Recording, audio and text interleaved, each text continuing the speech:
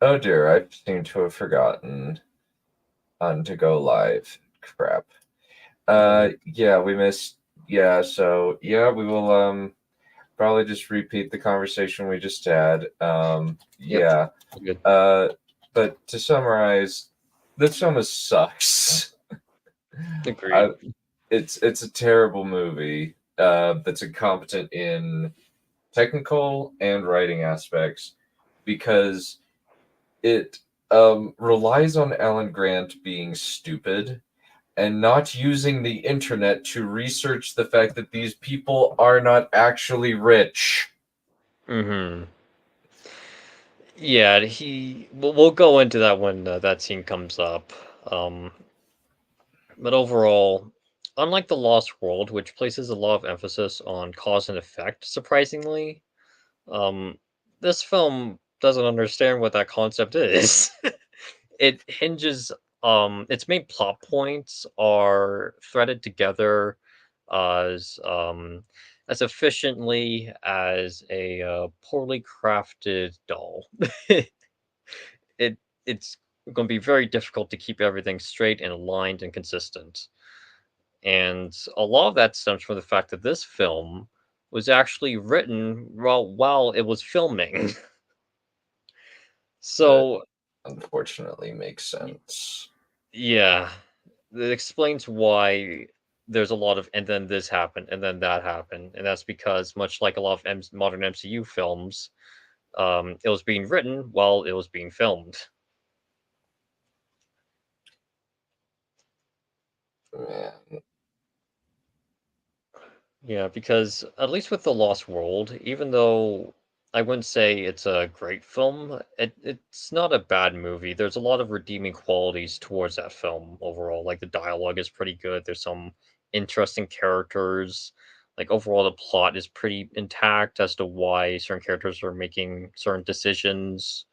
Even if the film is a little more biased towards the psychotic actions of Vince Vaughn, overall he was still a consistent character.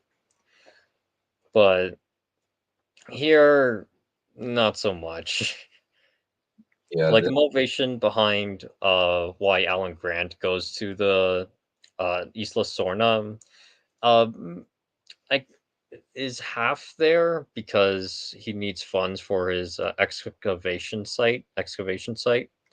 well, However, the he problem with that is he should have been funded for the next 15 years for his trouble. yeah. Like, you'd Well, think and the that fact that John he Hammond nearly would at died. least go through that effort because he was wealthy enough, even though he told, like, Alan Grant, um, that, he would fund his dig site for 3 years. The fact that Alan Grant suffered through so much, by following John Hammond would have prompted John Hammond to at least fund Alan Grant to an addiction, like, as much as he wanted to, because he had the funds for it, and he would have felt guilty over the fact that he forced Alan Grant to experience this. As well But as the fact that he saved his grandchildren from getting eaten yeah, by a yeah, frickin' T Rex yeah. and velociraptors. Yep. Because Like, at least the motivation behind why Ian Malcolm wanted to go to Isla Sorna in the second film made sense because his ex girlfriend consensually went to the island to make a name for herself and to preserve these dinosaurs, which is something that she would have keen interest in, especially since she would know that her boyfriend used to experience this. And of course Ian Malcolm wanted to go there to protect his ex-girlfriend from going through the same experiences that he went through. So the motivation and the logistics behind why he would want to go to the island makes complete sense. Alan Grant's explanation for why he goes to Isla Sorna is pretty half-baked because even though he doesn't he's under the um um even though he's under the understanding that he believes that he's just there as like a tour as a tour guide. He should have done a bit more due diligence. And top of the fact of the he he shouldn't even be in this situation where he would need funds in the first place because John Hammond would supply it to him.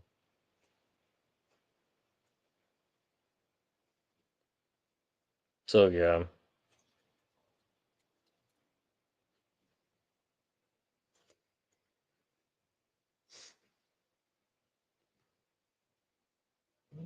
Mm,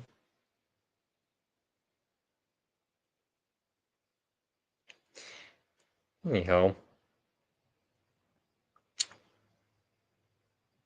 the I will say a big saving grace of this film is that at least it's short. It's probably, yeah, it is the shortest Jurassic film out of the 6 movies that have been released. So even though there's more bad qualities of this film at a higher rate than in the previous 2 movies, at least we'll get over it pretty quickly, which is something I can't say for the Jurassic World films because they're all like around 2 to 2.5 hours long.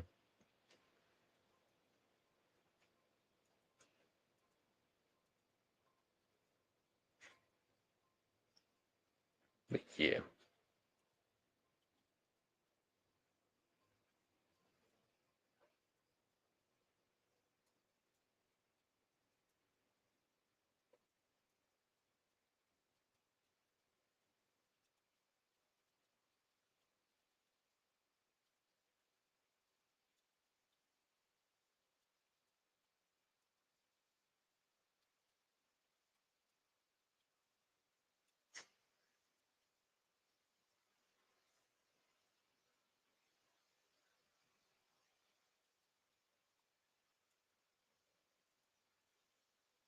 All right, well, let's get started with this piece of crap.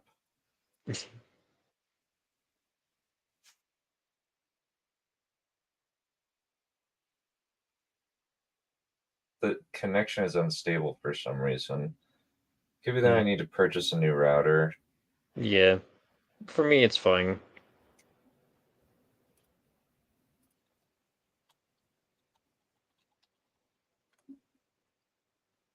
Okay.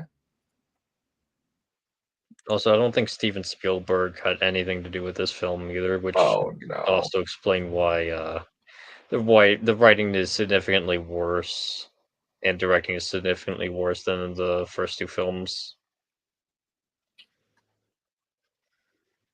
This is actually the first Jurassic Park movie I ever watched. Really?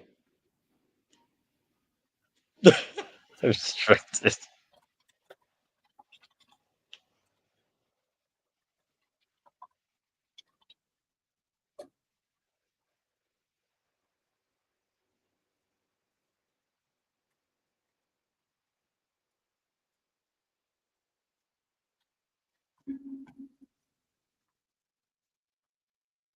Why would you be in this? Also, it's kind of hilarious that they put a restricted on it. Mm-hmm. As if we couldn't have inferred that from the first 2 films.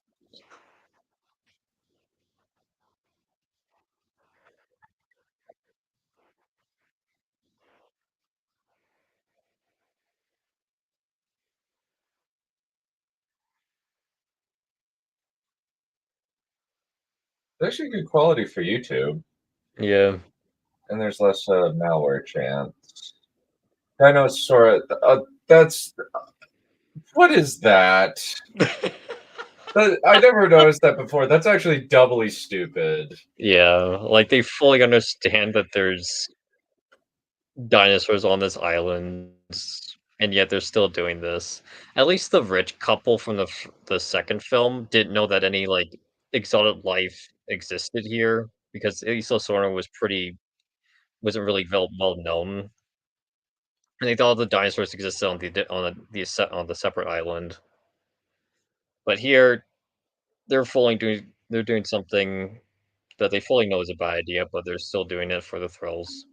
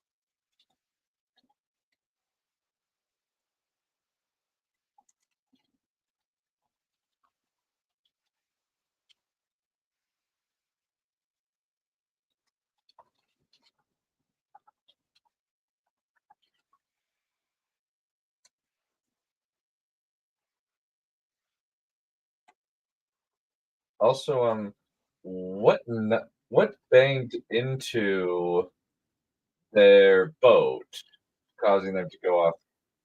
Uh, it's implied that the Spinosaurus killed them.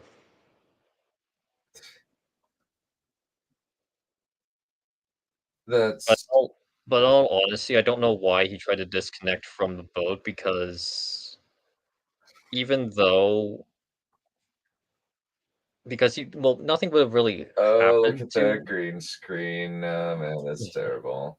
yeah, because nothing would have really happened to them if they were still tethered to the boat. All that would happen was that, okay, now the boat is just stationary, which would make it a lot easier for people to find them because that in turn would allow him to contact somebody as opposed to trying to prioritize how to navigate the parachute onto the island that he knows has dinosaurs.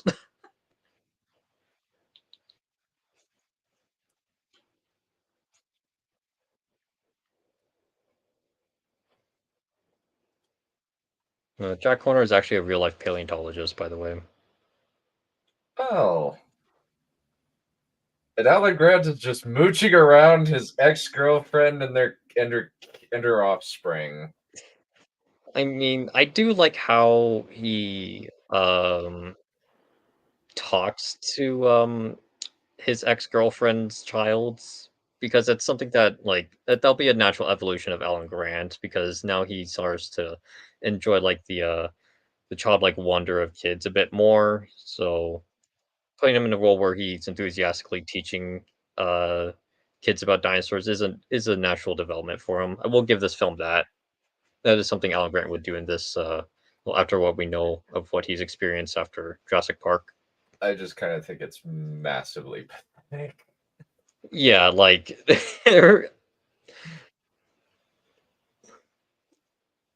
it's definitely a very bizarre creative decision by the writers to have Alan Grant and Ellie split up after their very obvious romantic chemistry at the first film. Like, I have no idea why anybody would have wanted that. And this film, well, could have still worked. They just need to introduce a new character that was relevant to Ellie, because the main reason why Ellie even has this boyfriend in the first place is because he's associated with the military. But they could have just wrote it so that Ellie's for one of Ellie's friends is part of the military, or Ellie's brother is associated with the military. They didn't have to sacrifice Ellie and Grant's relationship in order to get their payoff. And they still have good chemistry. Yeah, they still like each other. It's just weird that So she it's got and she, she's still kind of. She seems like she's hankering for an affair from her boring suit of a husband. That's what I'm getting off of this. hmm Maybe I'm just cynical.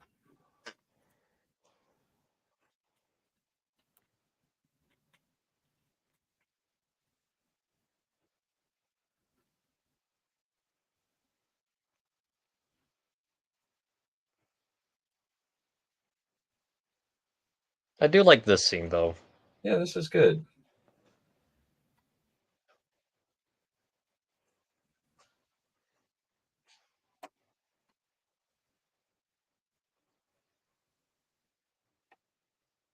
That's pretty based.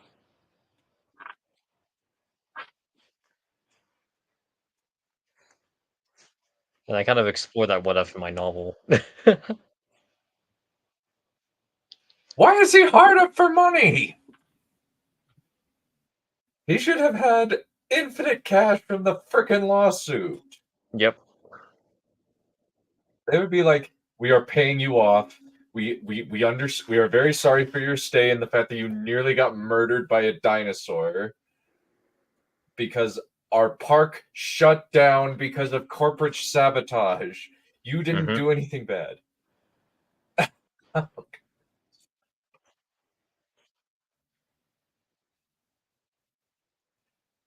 The saltiness in that. Okay, so there's some Like this I do seems like like it's a a really good little bit of scene. consistency between the two films because at least this film acknowledges that the second movie existed.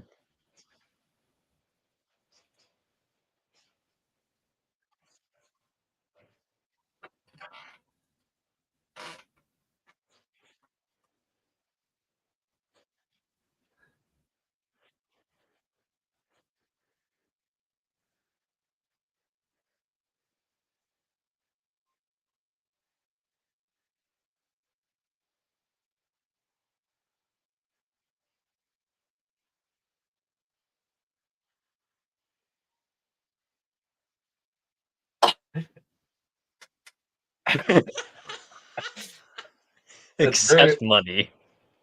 yeah. It's very much a moment of um yeah. It's very much a moment of it's like a I'm not gonna do it. I'm not gonna do it. Not gonna do it. Yoo-hoo! Hmm.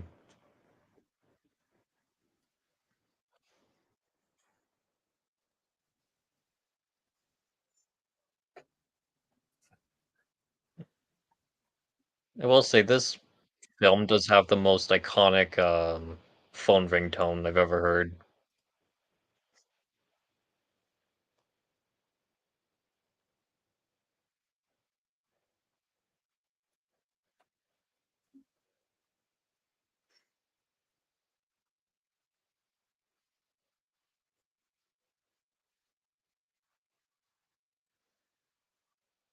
They're also going to be the first to die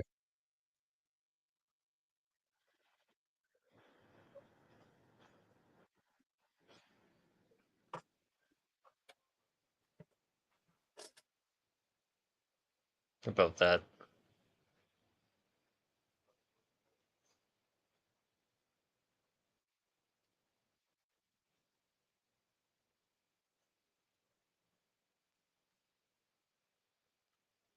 And here is Alessandro Nivola playing Billy, the Hmm. closet sociopath.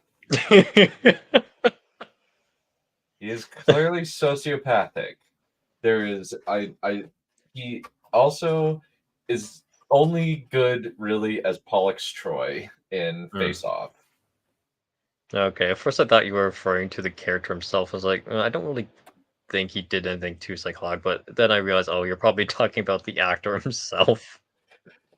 It's kind of a combination of both. It's just because he displays no like human emotion, and part of that's probably to do with the actor. Hmm.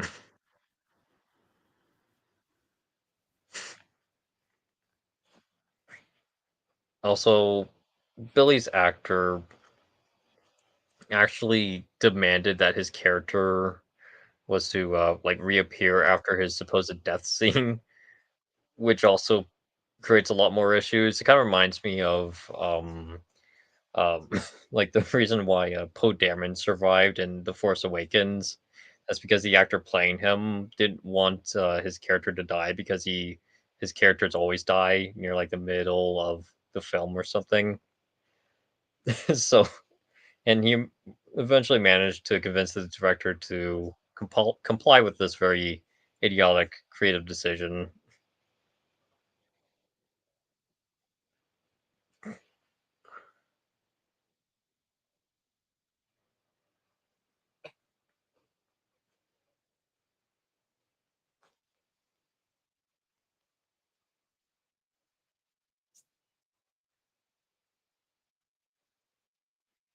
No, no.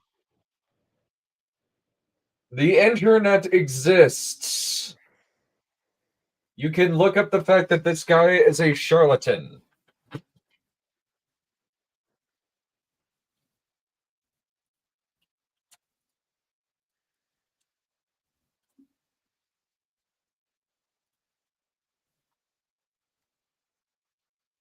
No, it's not. Oh God, this will be worth your life.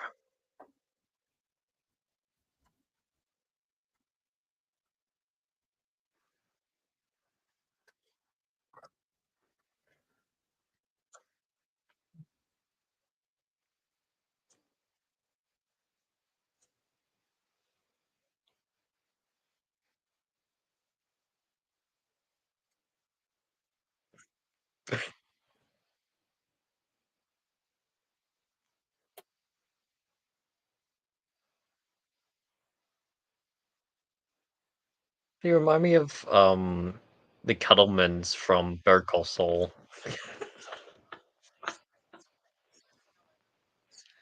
Like a couple that's just as dumb as they are wealthy.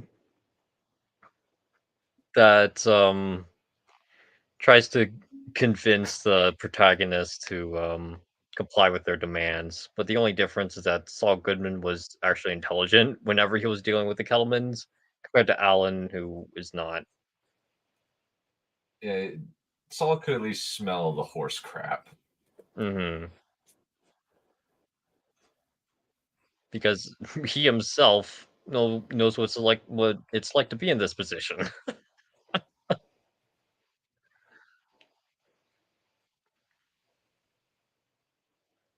Is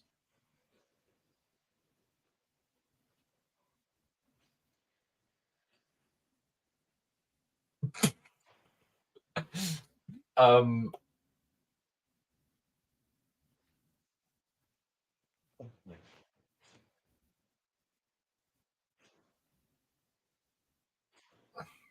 No, hello, Exula.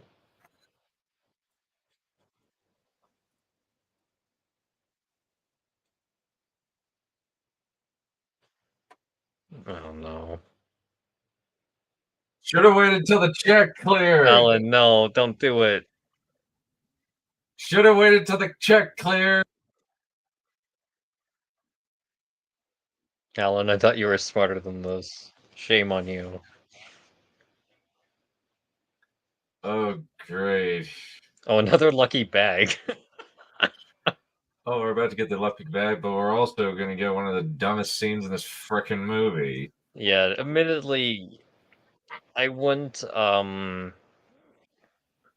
nick off any objective points for this scene because it doesn't really damage the story or characters or anything, but it's really cringy. Even though the "Hey You" scene from The Lost World was kind of silly, at least it served a plot point and it made sense, even though it just looked kind of silly. This, on the other hand, cannot be redeemed at all. It's just cringe. Oh hi. Oh, yeah. Oh, hello, Mr. White. Hello. Ready for another Jurassic Park sequel film? Oh boy. You're just in time too.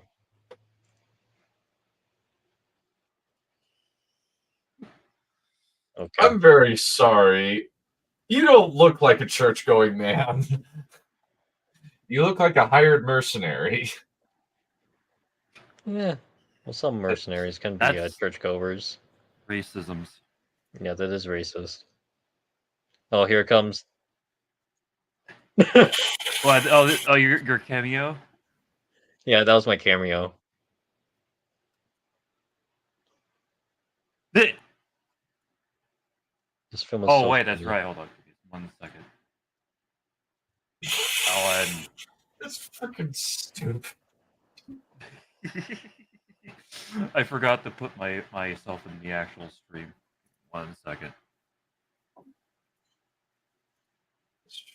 Freaking movie. Why did anybody think that was a good idea? Yeah, in all honesty, I don't really understand why the Kirbys didn't decide to contact the government so that way they can handle this. Honestly, because Alan should have contacted the government and asked, "Hey, because clearly an American is stranded on Costa Rican reserved land. Like this is something that the Costa Rican government has to take necessary precautions in order to retrieve this American back to safety. I don't really know why. Even though it's already established the Kirby's aren't that intelligent, but still, I don't understand what much how much good that Alan Grant would really add to this and try to solve the conflict.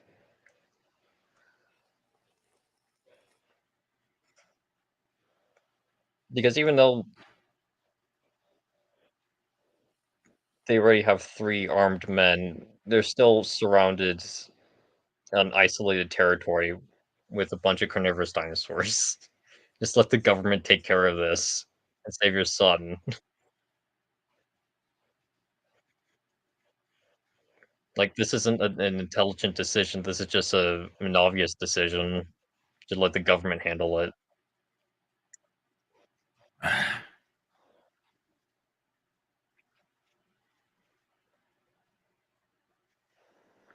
Yeah. I mean, I am glad that Alan was pretty ticked off over the fact that, oh, you guys deceived me. What do you mean we're gonna land on this island? At least that's in character. Oh no. It's film. Eric Senpai.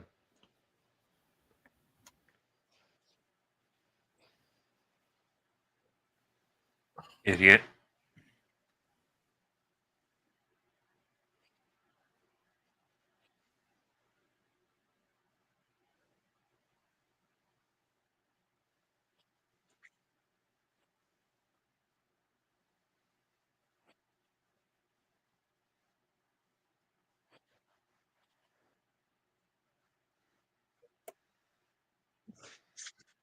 And this is why I Women. hate Tia Leone's character.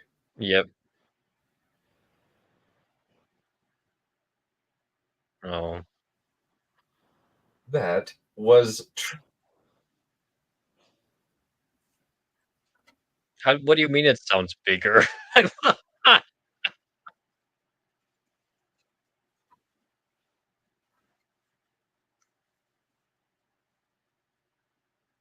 Also, I will say it's a pretty big convenience that they just happen to land right next to a Spinosaurus. At least it took a decent amount of time for Roland to find a T-Rex.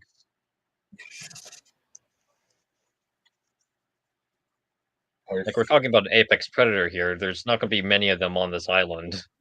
Yeah, and clearly the Spinosaurus, from what we can see, is capable of causing multiple extinction level events. Mm-hmm. So the likelihood of them crossing paths with the Spinosaurus as soon as they land is very, very unlikely.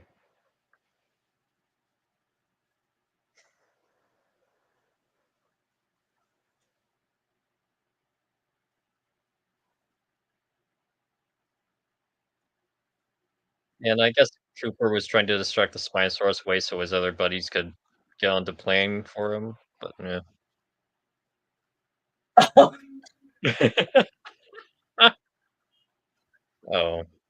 Oh man, this part is. It's basically just we want to do something brewy. Also, that would have killed the Spinosaurus. Like it seemed like they rammed right into it. Yeah, it seems like they ran right into the Spinosaurus. There's no way he survived that. I think the next time we see it, it's like it's even untouched. Mm-hmm.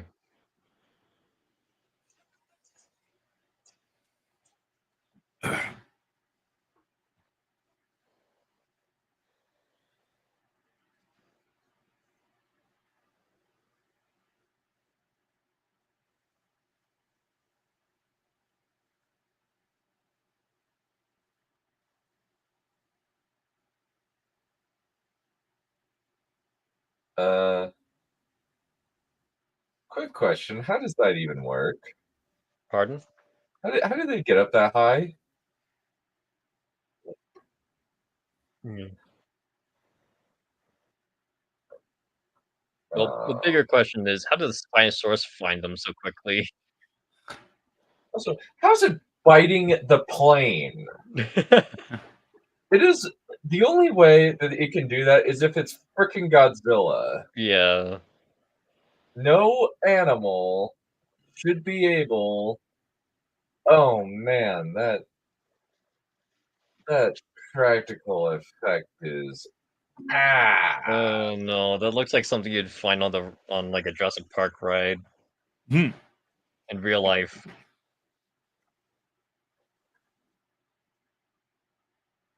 Wow, the Spinosaurus is racist. The CGI doesn't quite match another issue. Oh my god.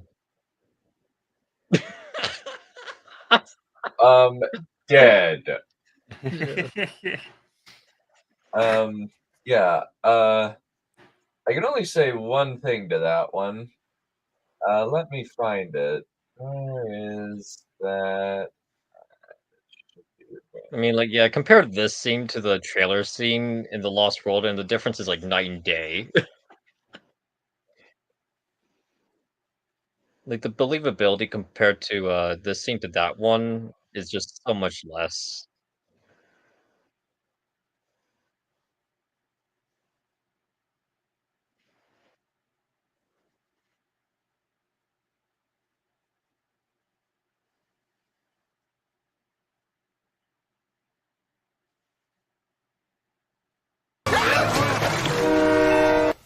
He's dead. Lay on that one, aren't you? And it's wow, that thing is super strong.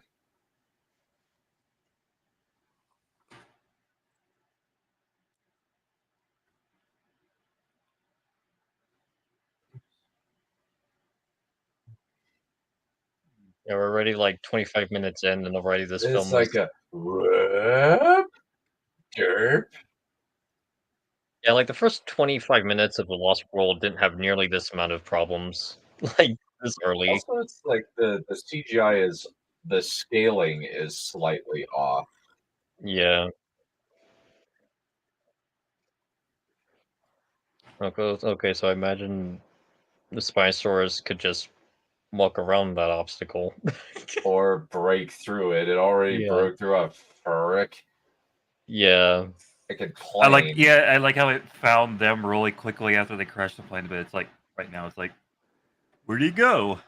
I mean, at least with The Lost World, it made sense as to why the T-Rex were able to track down Ian and his group because they had the baby T-Rex and the olfactory senses of the T-Rex were That is significantly not. and oh, speaking of a T-Rex.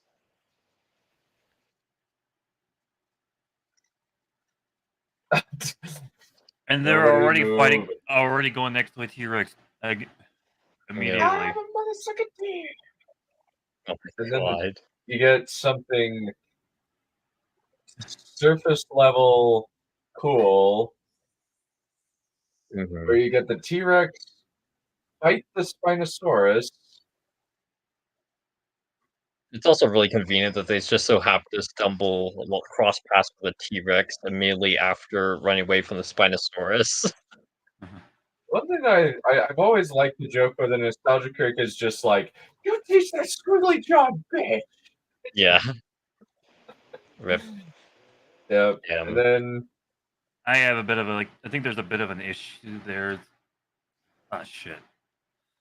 the But T-Rex like the spine, dies. like the Spinosaurus is clearly much fucking weaker, and like the T-Rex wasn't able to snap its neck or anything, Yeah. even though it's much bigger. Yeah, like the jaws of a T-Rex are significantly more powerful than that of a Spinosaurus.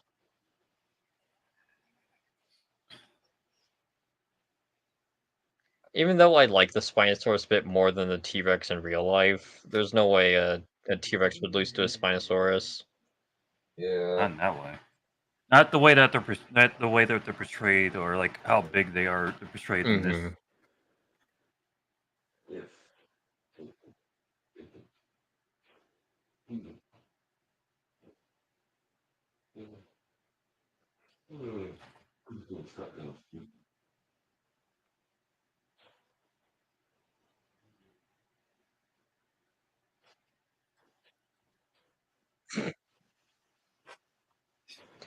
I mean, I imagine Isla Sorna would gain some kind of notoriety after the second film. I understand why it wouldn't have gained much notoriety after the first film, because no major events occurred in Isla Sorna. But after the second film, Isla Sorna should be just as popular as Isla Nublar.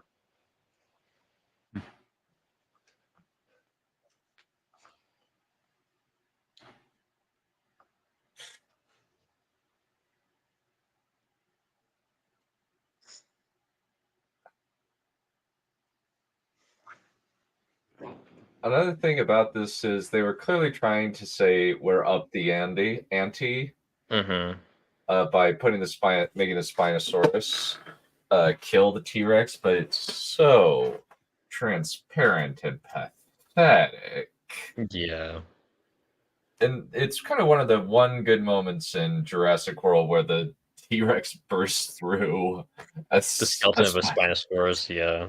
yeah, and just says, "Screw you, JP3." That was pretty based. It was very funny. But it does remind me of that scene from Rise of Skywalker where Luke talks about like, oh, the Jedi wouldn't throw away their weapon so clumsily, like making fun of TLJ, but at the same time, the film that's making fun of the previous awful film is still just as bad, if not worse. Yeah. Mm. Um, Also, the film is trying to make us root for having these two insane morons get back together. morons get back together, but it's not working. Agreed.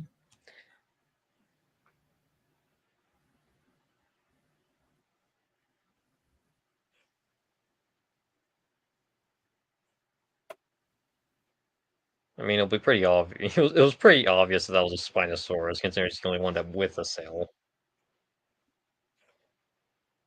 Besides the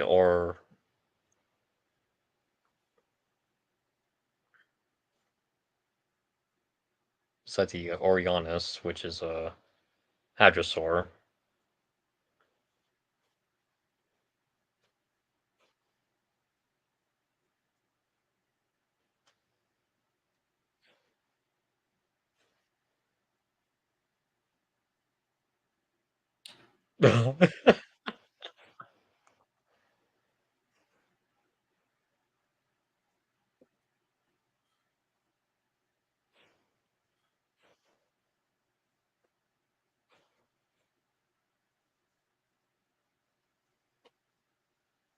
I mean, like, if he already knew that K2 wasn't 30,000 feet high, why didn't he tell him that when he brought it up?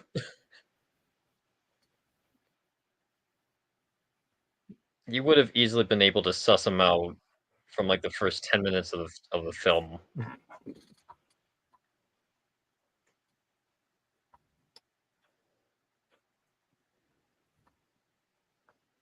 And everybody here's a fraud.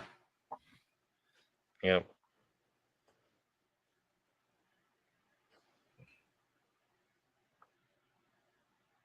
You moron.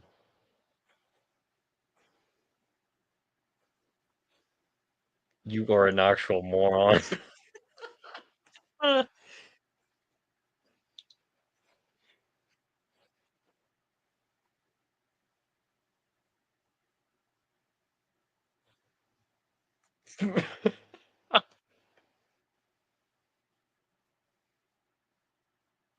It's like, I want these two to die, but they Yeah, I don't want them to Frustrating. get back together. I want them to die. And At it's least- we should not be rooting for these people to die horribly. Yeah. Also, Mhm. this whole scene is ridiculous. Yeah. Like, I don't really... Like, I imagine the events that took place in the prologue of this film and the events that are taking place now couldn't have taken place, like, less than 3 days. Roughly. Also, the way that she reacts to her then boyfriend, the desiccated corpse thereof, is Mhm. freaking hilarious. Is just freaking awful. Mm-hmm. This whole film is freaking ridiculous. Oh, well, yeah, we're gonna use a battery for my flashlight. That's not how it freaking works. Also, the internet existed at this point. You could Google Kirby Enterprises, you freaking idiot. What year was this? This came out back in 2001, when I think the film takes place in 2001 as well.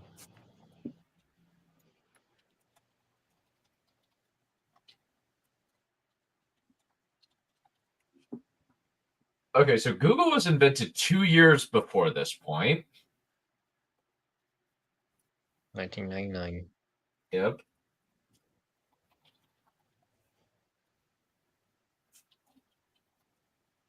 Yeah, 2001. Yep. So Google predates this frickin' movie by 3 years. Mm-hmm.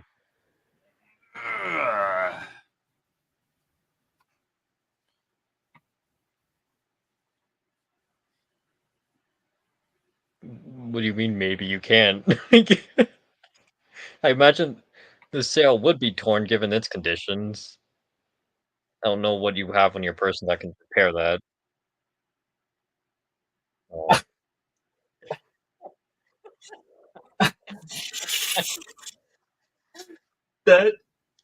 That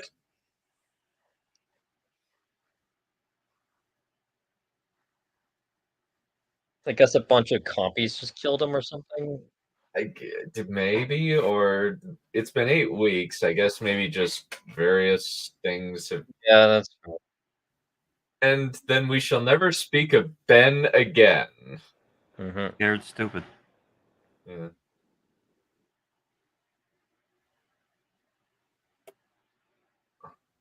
Also, Man, William H. Macy is so wasted in this movie. mm-hmm.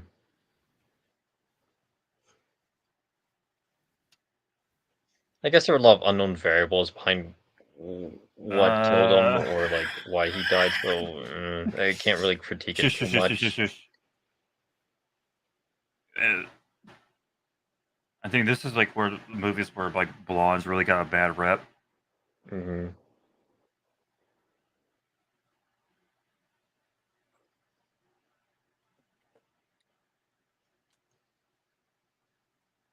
I hate this movie. Yeah. Freaking ridiculous. Oh, dinner. Oh, never mind. I hate that cliche. Just explain what you saw.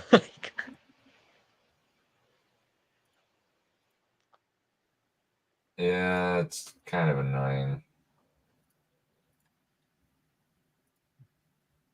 Pretty lucky that there aren't any raptors around to defend this nest of eggs, like, or multiple, implying that there's an entire pack.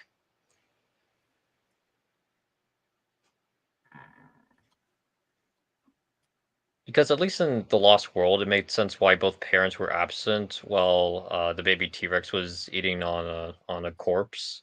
That was because there isn't really a big need to defend the baby T-Rex now that he's already hatched. Now the main priority for the parents is just to find food, which explains why it would have made sense for Roland to stumble upon the nest and only to find the baby T-Rex. Because the parents would spend most of their time just hunting, and since there's only two of them and they don't have many dinosaurs in their proximity to spare, both of them would have to go on hunt and make sure that the baby T-Rex is well fed to the best of their capabilities. With here, we're talking about a pack of raptors, and on top of that, we're talking about nests of eggs. Maternal instincts would definitely kick in for a lot of the female raptors. So that way, there would always be at least one or two female raptors defending the eggs while the males go out and hunt. There's no reason why all of them would go out to hunt and leave the babies uninhabited. Well, there is. It's because the plot needed to happen. Shut up, Yeah. you loser. Yeah.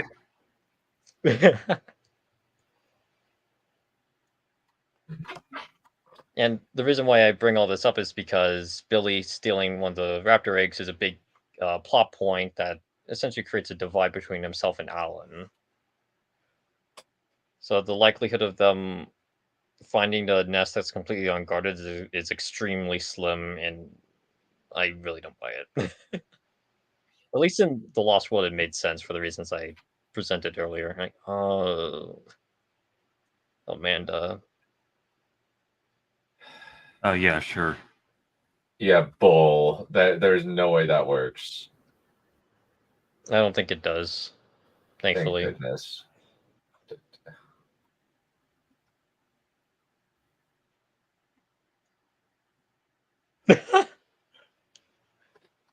I didn't know you were in this movie. Well, why, of course I would be. Have you seen the name? There's no fucking power, you idiot. Or just kick it. Yeah.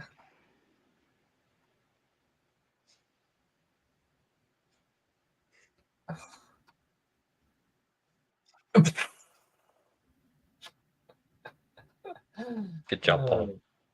That's freaking stupid.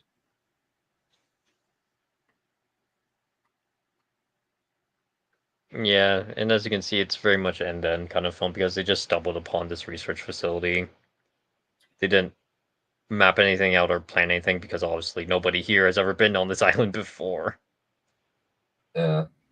At least with the Lost World, it made sense because we had people that knew about the layout of the map, the island. Therefore, they would know routes that would connect to research facilities or other facilities.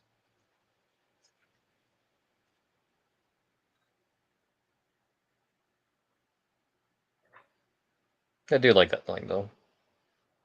Yeah, that's a good line. There's peppers of both intentional and unintentional comedy in this frickin' movie. Yeah. Was that Dilophosaurus in Brio? I might have. Yeah, the frills. Oh, and this frickin' bit. This is frickin' stupid. Like, I understand raptors are intelligent, but They're not that intelligent. Yeah, that would imply that they would understand the intent of their prey and realize that, oh, this is something that would confuse them. That's frickin' stupid. Yeah. That's stupid. Also, if this was a trap, why was there only one raptor in the area? Yeah. Would there be more? Also, that practical effect looks kind of crap. This clearly did not have any budget. Mm-hmm. Hello.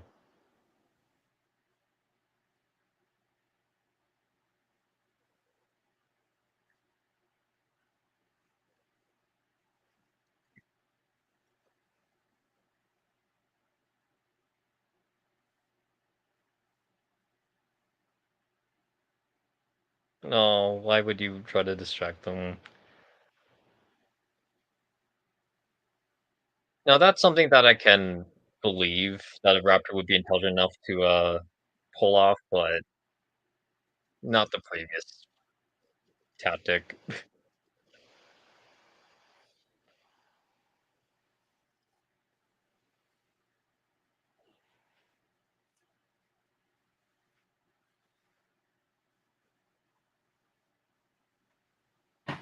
I still like the sound design for the dinosaurs, though.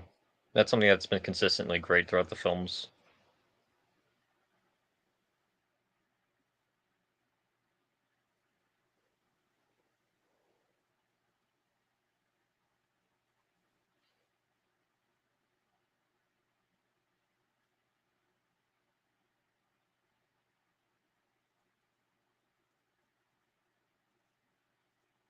Damn.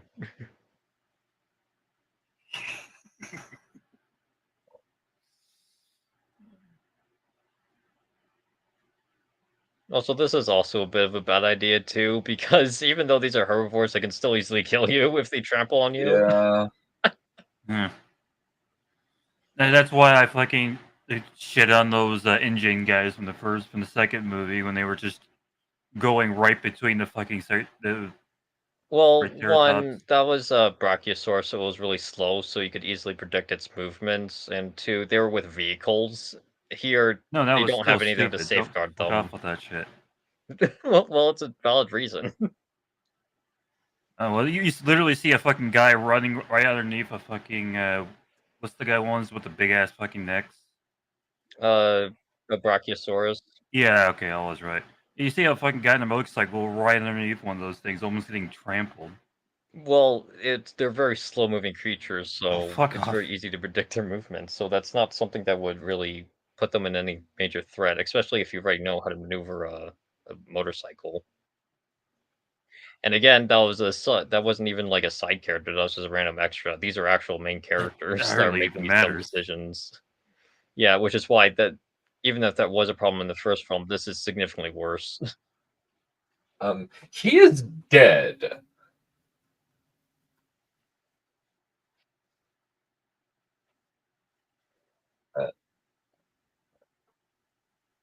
Oh, that's really lucky. That's very lucky.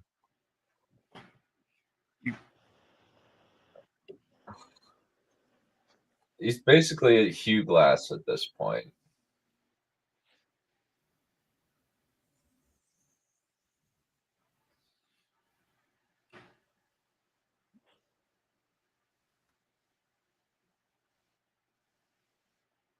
Okay.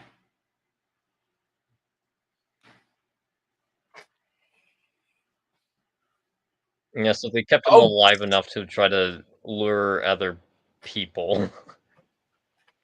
That's this is Which lazy freaking I can writing. I can kind of buy a raptor doing that, but Nah. why? Push the next fucking doubt.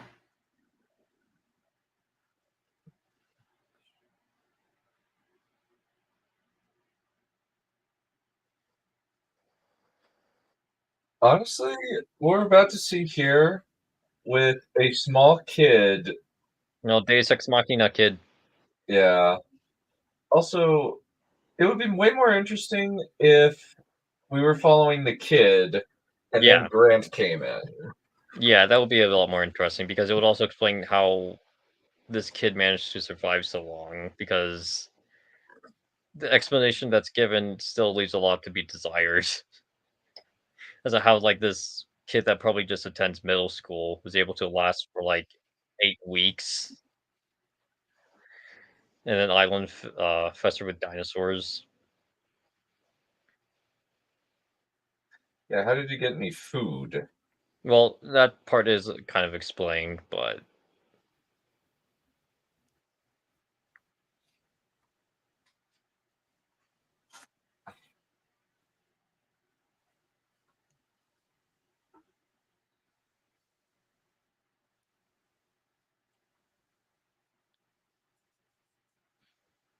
yeah.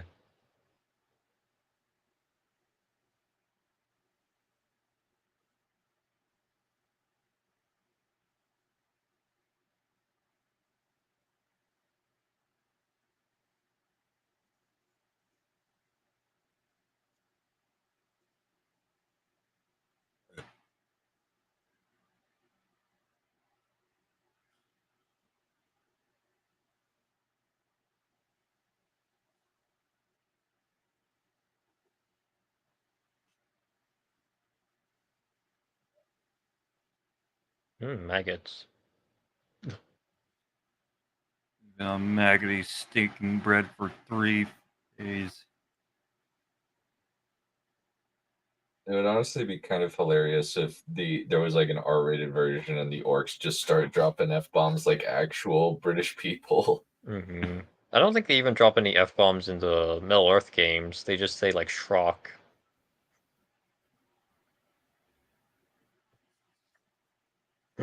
Well, he still likes dinosaurs, like. I just don't like live ones.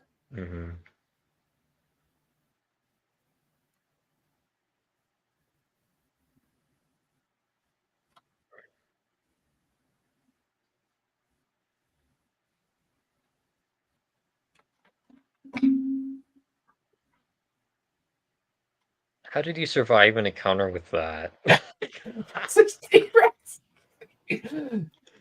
How the hell did you get that? I guess he just followed one around and ran. Yeah, the fact that he knows that it attracts a Spinosaurus means that he survived an encounter with one.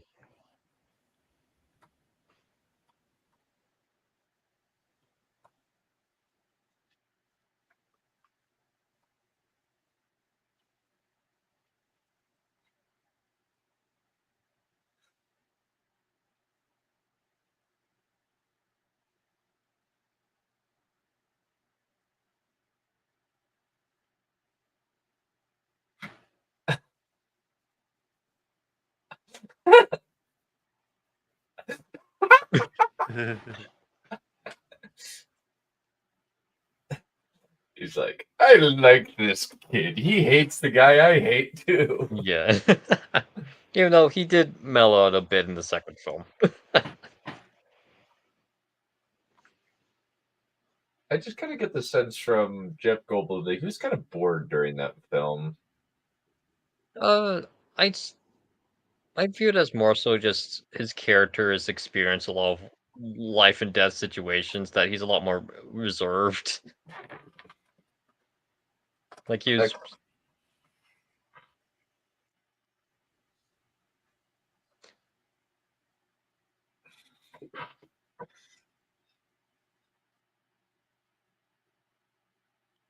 Oh, I remember when those guys were fucking pinballing those fucking kids in the Like- next movie. Yeah, in the gyrosphere.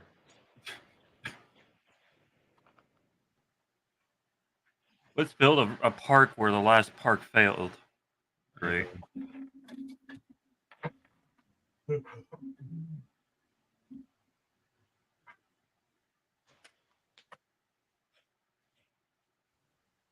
I haven't even watched the other two sequels yet.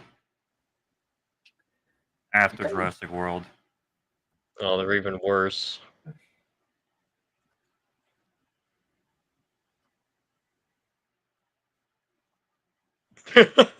Fucking literal woman moment. Oh my god, could you imagine the amount of people she would have killed if she encountered the T-Rex in San Diego? It should be like your average GTA player. Yeah, like she would kill more people than the T-Rex. Oh my god, it's a woman driver. What color's her hair? Blonde. We're fucked. You know what? Actually, yeah. That's this film is just going at the stereotypes. Which is unfortunate. A lot of it seems to be really true with Karens. A lot of Karens seem to be fucking blonde.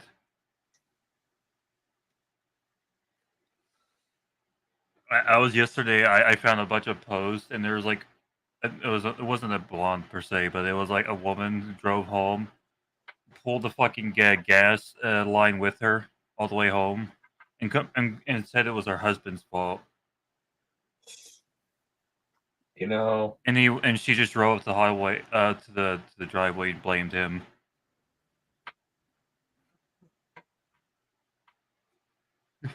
that I should find a post. I think I gave it to one of my friends on DMs. I might be able to find it easily, actually.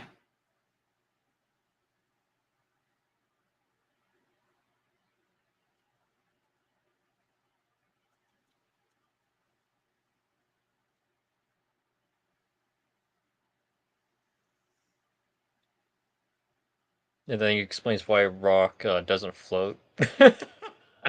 Oh, shut up.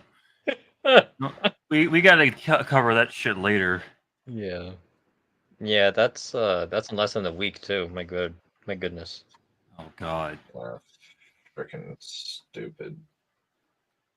This is going to be a stupid piece of crap that's filled with action and trying to obfuscate the fact that it's utterly brain dead stupid.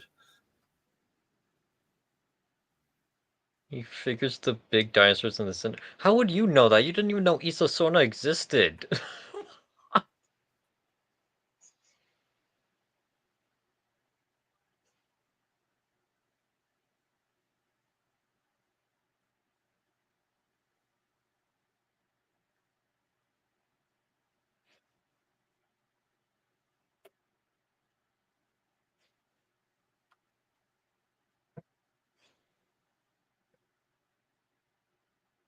Yeah. That's not intelligent. Mm-hmm.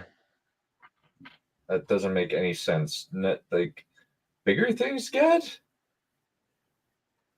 The salt water's not drinkable. Mm-hmm.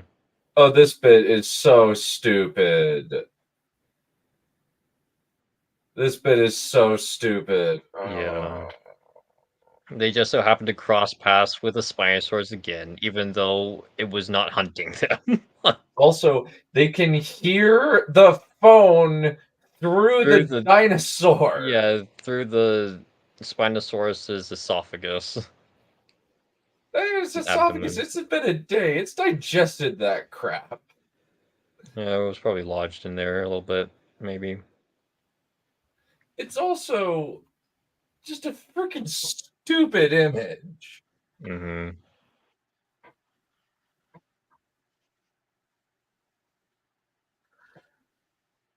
Actually, maybe it's around the large intestine by this point, because we know later it craps it out.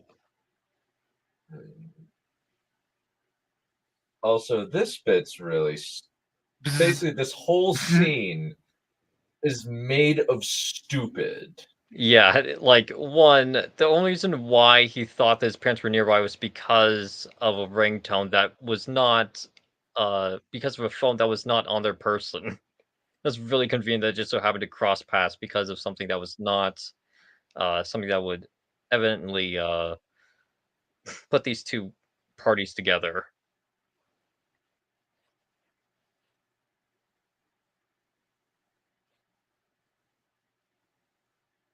Also, like, how did it direct it there?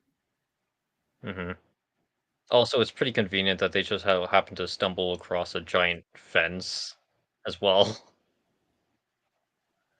when they reunited. And it's just staring at them. It's like, ain't I a stinker? And it just looks ridiculous. Like, what's it doing? Also, this bit where it's outrunning them, then they slip through a gap, Yeah, that's really and convenient. They, and then Alan and the kid should have died. and then that freaking dinosaur is about That to fence. break through the freaking wall like Yeah, it's I know that there nothing. isn't going to be any voltage, but still, And then it can't some break through this freaking Avery. wooden door, even though it Yeah, looks significantly weaker. yep. What is this dinosaur from Signs? No, he's just as strong as the plot needs him to be. Yep. Well, I guess it's just metal. I guess it's like the freaking stupid ass aliens from Signs, where they can't get through wood and they die if water touches them. Mm-hmm. Freaking stupid movie. Yeah. The good part is, at least we're about to encroach upon the best part of the film, which is the aviary scene. Oh, Like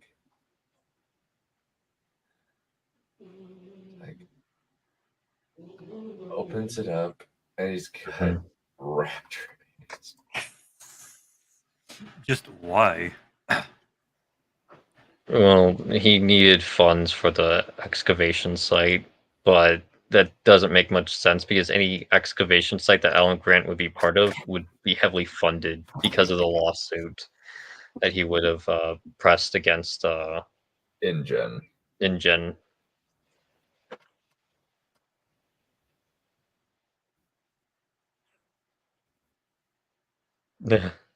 Hmm. On top of that, John Hammond would probably fund him personally too, after everything that he's been through. On top of the fact that he also saved his grandchildren's lives.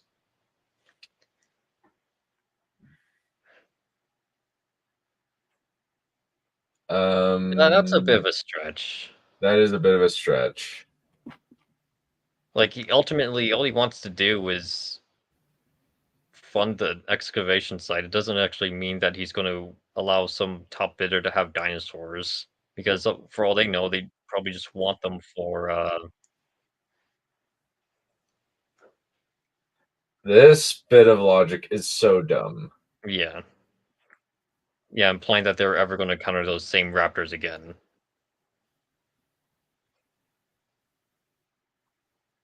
I think they're really overstretching the raptor's intelligence in this film. Yep. They're really just, Mm-hmm. And then the new movies come out, and they even get it even dumber. Yep. And now they're like, they can be domesticated somewhat. Yeah. Which is so dumb. Mm-hmm.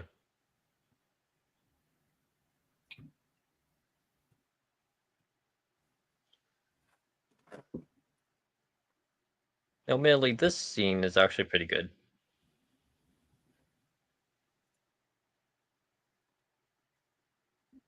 Even though it's also very convenient that they so happen to stumble across an Avery when they were not planning to. Because I imagine there wouldn't be very many of them.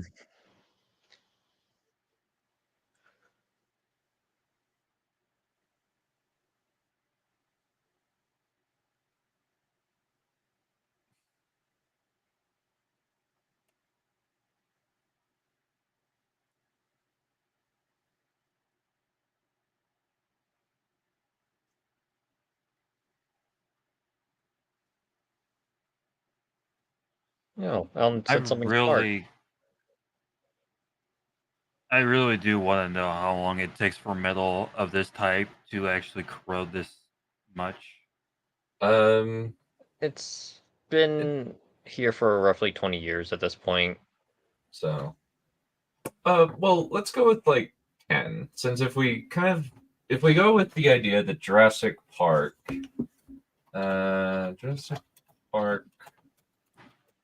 Was in 1993, and this takes place 8 years after that. And on top of the fact that Engine abandoned a lot of their stuff on Isla Sorna before the events of Jurassic Park. When did they? A few years, so around like 15. So at this point, it's estimated to be around like 15 years to 20 years around there. So I just took basically steel corrodes anything from a few hours to few hours up to years, depending on the water type, temperature, salinity, and treatments of the metal. Mm-hmm. Yeah, and since this would be in a pretty damp environment, it would corrode to this extent, given the amount of time in the environment. So yeah, this is believable. The rest of the movie is not. Yeah. Like I said, this is probably the best part of the entire film, because the scene actually does make sense and is one of the few instances of well-orchestrated tension. Where did you pull that from? Because are we Google. talking about bare steel, or are we talking about like iron, like forged steel or something? Well, it's just kind of any metal. I guess. Let me see. Yeah, even though steel, even though like it does depend on the metal and how and when it can corrode, it's around that ballpark of a few years in a very damp environment, because it would be oxidated. So, up to 4 days in outdoor environments in low humidity, but high humidity shortens that period a lot. Yeah, and this would be a pretty high humidity environment.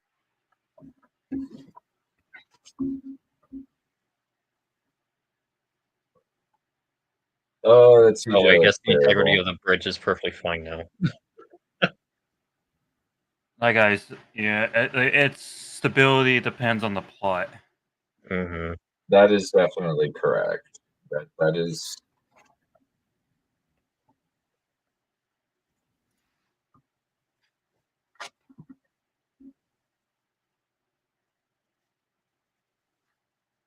Oh no. I mean, at least these practical effects are pretty good. I think it's mostly just the Spinosaurus himself that just has awful practical effects. Everything else is pretty decent. Yeah. What the heck is that? Cricket web?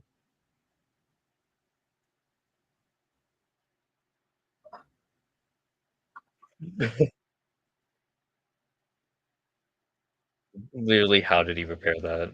Okay, just Because bull. Yeah, that parachute should have been damaged, and he wouldn't have had anything to repair it with.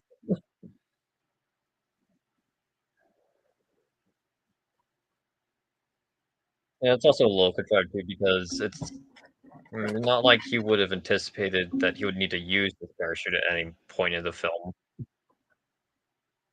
That is That makes it a little bit contrived. so stupid. Hmm.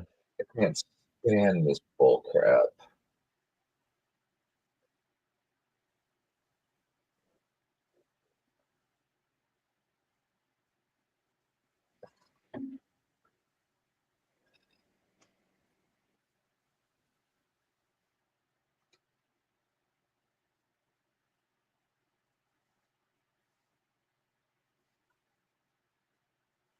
It's kind of funny that this film is almost over. Yeah, They're just kind of like, we just want to cram in as many things as possible in it. We also don't really care that much. yeah, there isn't much character interaction in this film besides people complaining because the writers don't really understand who these people really are, and they don't want to develop them too much because that wasn't the main focal point of the film was to create great characters. It was to create a bunch of like scenes they thought were cool in isolation and try to string them together.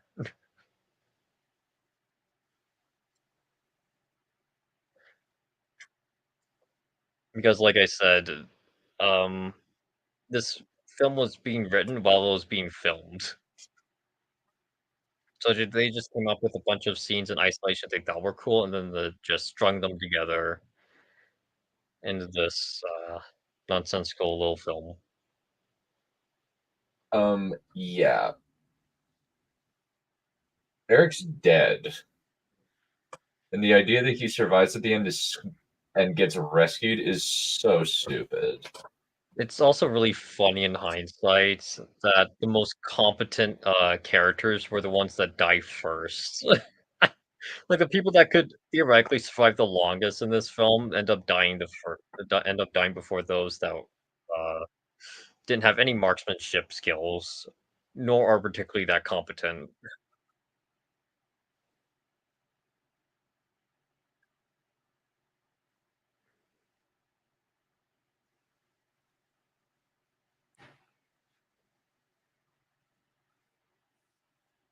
Man, he is very dead. Yep. He should be dead at least. They're just packing at him, packing him to Yeah. death. And there's an actual blood spatter. Mm-hmm. Like I And said, the actor told the writers last minute that he wanted his character to survive, so and then he's never mentioned again. Mhm. The only reference that Jurassic Park franchise after this point has to this movie is to say "screw you." mm-hmm. Well, he survived that. Remember, Dunn? He comes back near the end of the film. I know. It's so dumb. Mm-hmm. Well, it was pointless because this movie was not successful. Nobody liked it. Mm-hmm. Oh, wow. He had one job, which was to close the Avery, and somehow you failed. Well, did that even matter if like the metal was just rusted enough? They should just break through it. Mm-hmm. If we're going by the Um, logic of it just being old, yeah, the fair point. Spinosaurus was able to break through it, even though freaking that's just inconsistent. Also, another convenience, they just so happened to stumble upon a ship near the Avery, which I don't really understand why someone would want to utilize this route because the only reason why a boat would be here was just to transport food to the Avery in a different location, but that still doesn't make much sense because the area in which you would be transporting food to is not safe for humans to be in at all. Like you'd think that they would be able to transport food to these pteranodons in an area that would be safe for humans, not near the ground, where a pteranodon could easily just snipe you.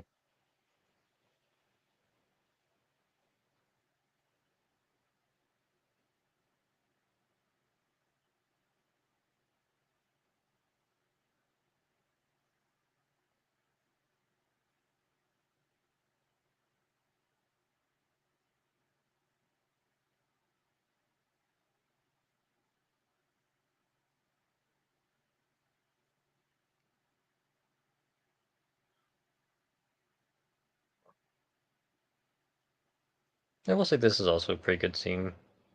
Yeah, it's very much an isolated nugget of gold in the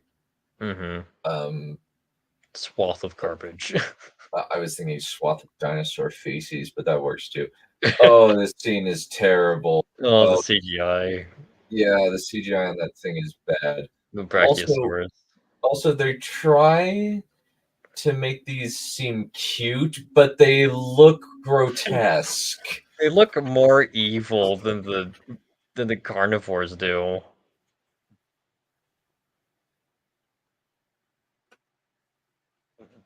About what? You didn't know anything about him. That is Imagine the amount of fear that was caused by this incident. oh my Wouldn't be drawn by this nice little scene over here. Like, I don't think Billy was right at all.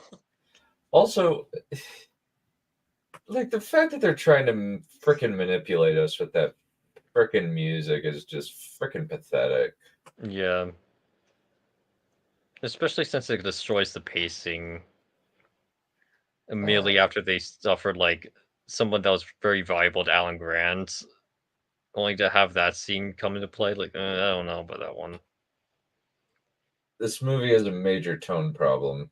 Yeah, at least in the Lost World, that was only utilized near the very beginning, or at the least the very end. It wasn't interspliced in between the conflict.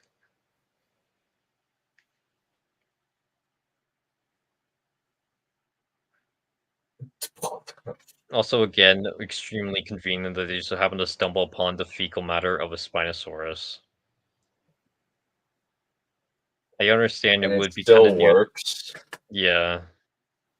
I understand that he would have, this would be nearby, like a body of water, considering he's more aquatic, but Oh that place man. specifically, Oh, that CGI looks like trash. Oh my. yeah. It just Goodbye, Ceratosaurus, that contributed to nothing. wanders the fetch. Like, what's the point of that?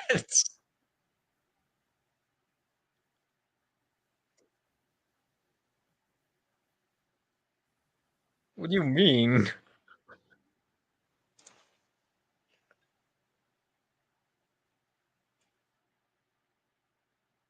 I guess that was the throwaway line to demonstrate why Paul didn't call the U.S. Embassy when he tried to get his son back. But, no,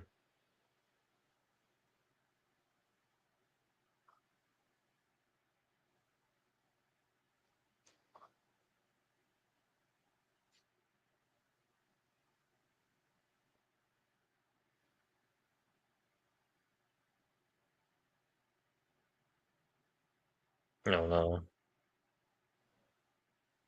It's an arrogant kid.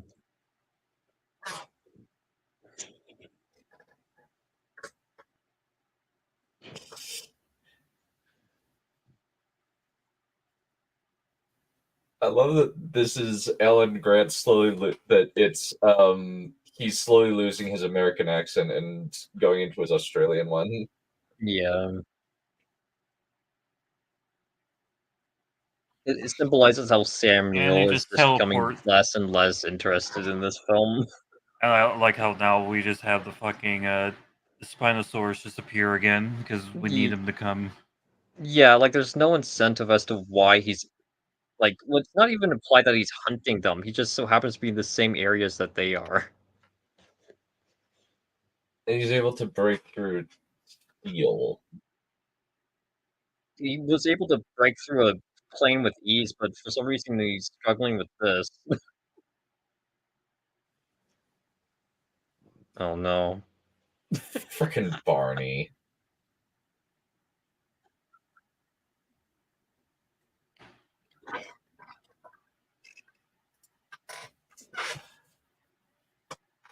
Man, that is the most vacant looking kid. Yeah.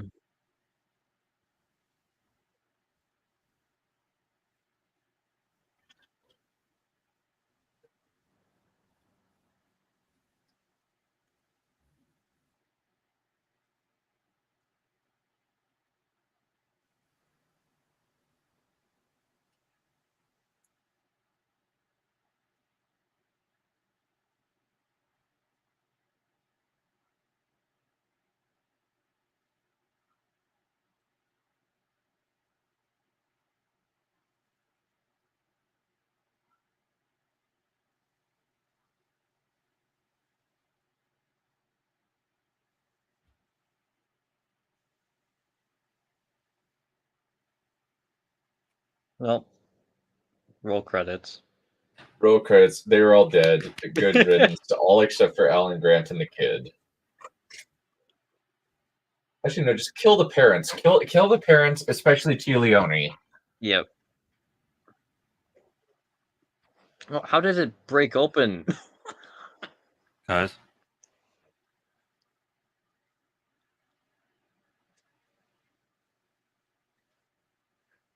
Oh,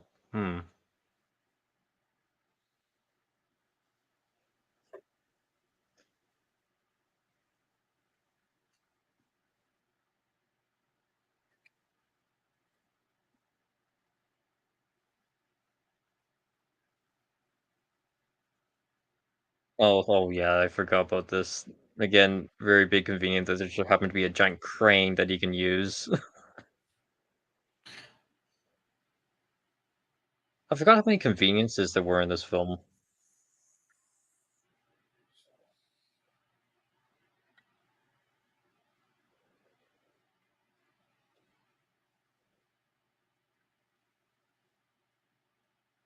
Also, why would a crane be here? Wait a minute.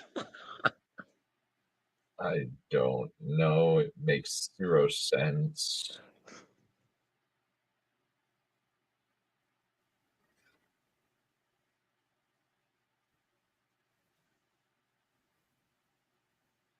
Like, there isn't any construction nearby at all. At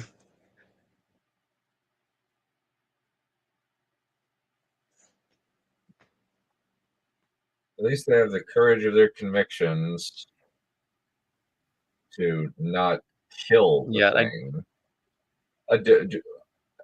what? Okay. one, how did Well, that flare... How is that flare still functional? Despite the fact that it was underwater, and two, it was very convenient that a bunch of gasoline was also nearby.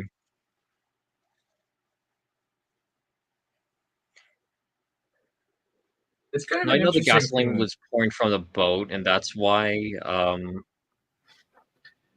There's also kind of a flare... funny thing about the name Paul. You actually can't scream the name Paul Yeah. very effectively.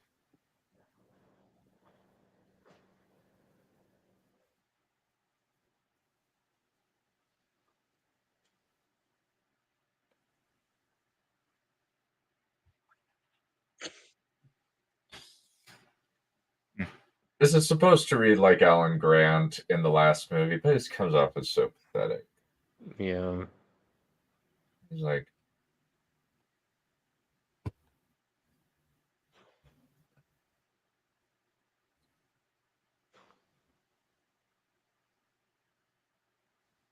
Yeah. Like, the reason why I call that I say that's convenient because I don't think Alan Grant realized that the gasoline from the boat was dripping onto the ocean. So that was just kind of lucky that the flare just happened to merge right next to it when it bounced off the Spinosaurus. oh wow, there's only like 6 minutes left. Yep. Like I said, it does not overstay its welcome. Oh, we already did though.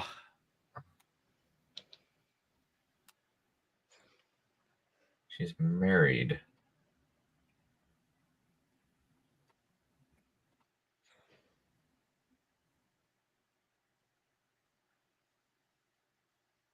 Oh, hi. Oh, look, it's your Alabama-style cousins, Raptor. Oh, no.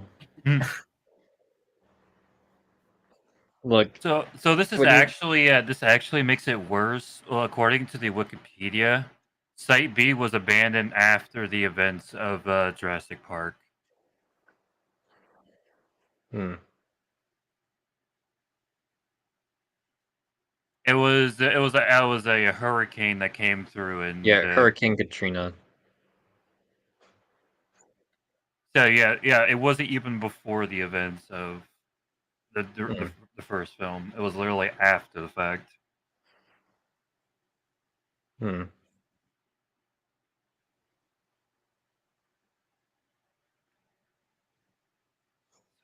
There's no reason why these raptors would be this curious. Like, they're actually trying to hunt these people down and kill them. I don't understand. Eat. No, eat her. Nice. Bite her head off. Yeah, I don't understand why they're just sniffing them.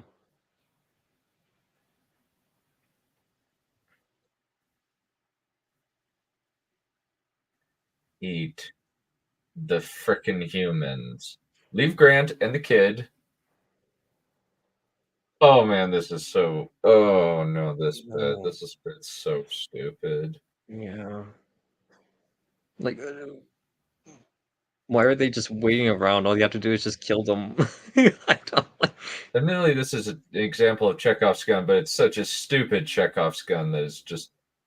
Yeah, because it's not like you can modulate these sounds to actually communicate with these raptors. For all they know, it's just going to be inaudible nonsense. It's not like you can actually communicate with them to leave.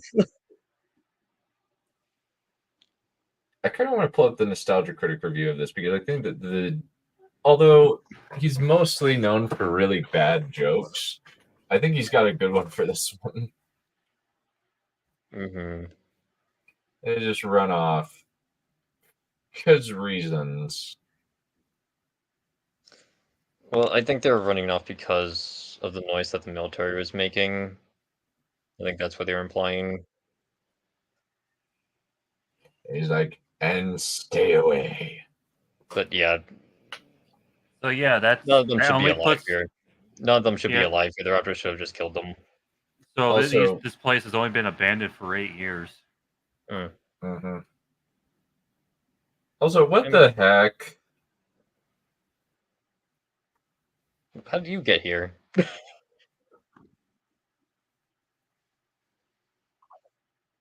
Oh, that's a lot of military just military shows up. hardware for one freaking guy. Oh my Yeah, god. I don't buy that.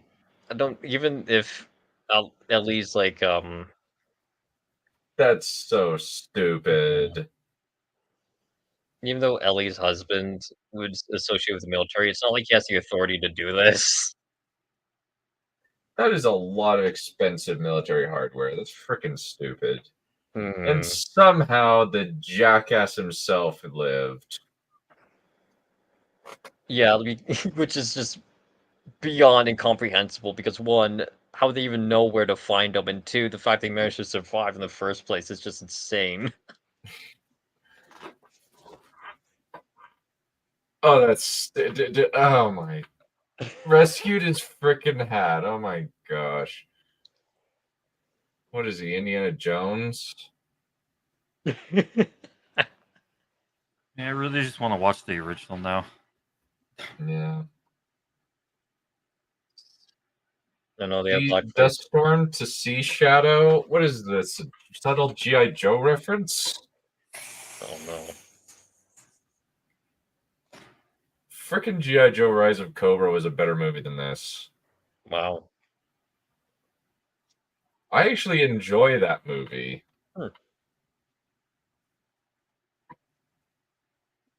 Why ain't they attacking the fucking helicopter? They seemed pretty hell bent on attacking anything in sight earlier. Yeah, and I don't understand why they're not afraid of the noise either. Either A, they attack, or B, they stay away from it. I don't understand why they would just fly over them. Oh, those things try to kill us. Isn't that wholesome?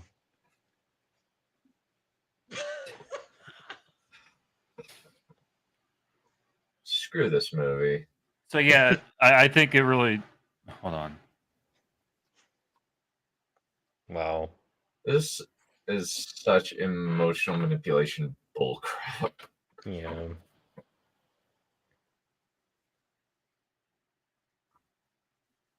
Oh, look at them. They're gonna terrorize another local, like, Costa Rican village.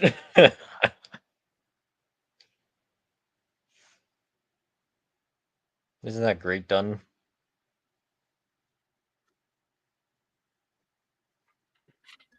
Well, So yeah, this makes this place like, how is this place so fucking decrepit in only like 8 years? It makes it look like it's been like abandoned for much longer.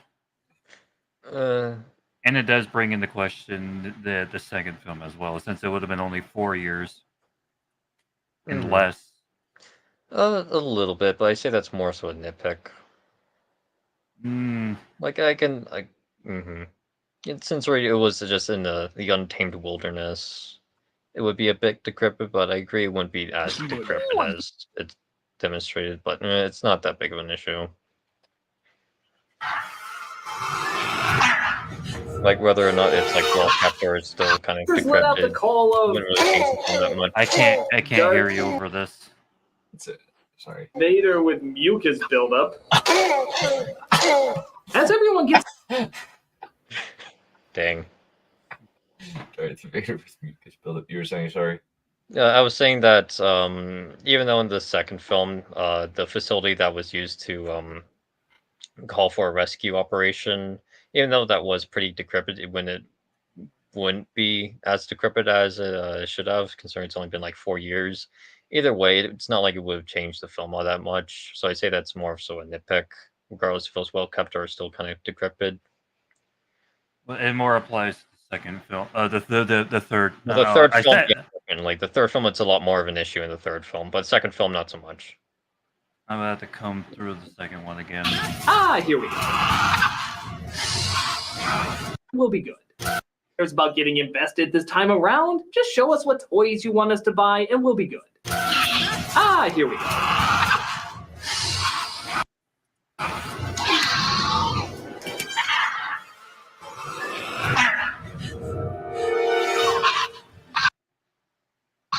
Okay, these are built up as like the greatest hunters. Why do they always just look at them instead of attacking them and or getting their eggs back? What is this, some kind of power trip for them? Well, what do we got here, Squiggy? Looks like a couple of dweebos that don't need their lunch money. Oh, it'd be a shame if something worse to happens to them. You said it, Squints. Actually. But, of course, Grant manages to communicate with them via bullshit horn. The translation might have gotten a little jumbled, though. Oh, no.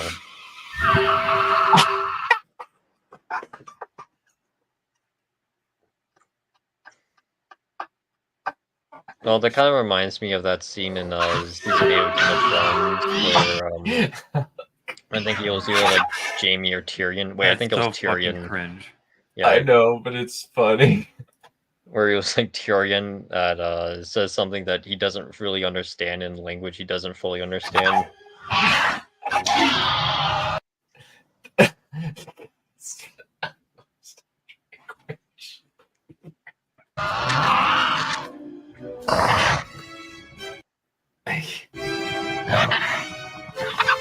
Wow. They manage, of course. That's hilarious. It is so dumb, but it is so. Oh man. Well done. So, what rating would you give this film, Done? I'd give it like a 3 or a 4. Yeah, 3 or 4. I give it a cringe out of 10. Wow. Yeah. It's pretty cringe, I would agree. Yeah, it's pretty obvious that the second is a lot better than this one. Yeah. Actually, we could make a video kind of summarizing the 3 Jurassic Park films during the weekend if you want. Possibly, yeah. Like what works in certain films and what doesn't work in said films. Compare and Yeah. contrast the character dynamics. The third film really just feels like a hodge. It was like everything was just slapped together at the last second. It was just literally scenes spliced together. Yeah, there wasn't much, and Connective most of the tissue. dialogue besides between Alan and Eric is just people whining to each other without And much also- substance being told about their characters. Because It it's one thing doesn't- to have like an argument. I wasn't even referring to that even. I was just referring how all the scenes were just put together. How it just seemed like it was just. It's like a video game where you're just going to like one set piece to another. Yeah, Just stumbling into them without Yeah. any reasons or why. yeah, but I'm bring that up just to demonstrate where the priority was, as opposed to making like creating like interesting character dynamics. And on top of that, Billy doesn't really mesh very well with Alan because he's kind of he doesn't really have much of a personality, and he doesn't really bounce off of Alan that much either because of his lack of a personality. That is the most personality of all time. Indeed. Well, yeah, that was the Jurassic Park trilogy. Yeah, we're not doing the world movies. No. Not for a long time. No. I did see like the opening bit for like I think was the third one. I remember there was like a part in like the opening bit was hilarious because there was a guy driving on a mountainside and he saw like a dinosaur and you just drove off the fucking cliff and I fucking died. It was like the opening cinematic or something. It was like a montage or something where like the dinosaurs were invading fucking United States or something. Oh, Dominion. That was I think some that's- funny shit. It was like it was Yeah. like it was trying to be playful, like, oh my god, look at all this horrible shit. But it's like it was like unintentionally hilarious. Oh my god, Dominion is actually even more of a mess than this film is. I need to go look it up now. I'm curious. Minion is one of the worst. Was one of the worst movies that came out that year. Which is saying a lot. All right. Well, I think that we will call it good for today. Mm-hmm. Thank you all for coming, and You're You excited cringing for gay. Go away. Yep. you're excited for have Rings to- of Power next week. Fucking kill yourself. I'm so hyped. Yeah, I am at this, I'm so excited. I'm at the edge of my sleep. Oh no. yeah. The only thing I can kind of say about it is going to be this. It would be extremely painful for you.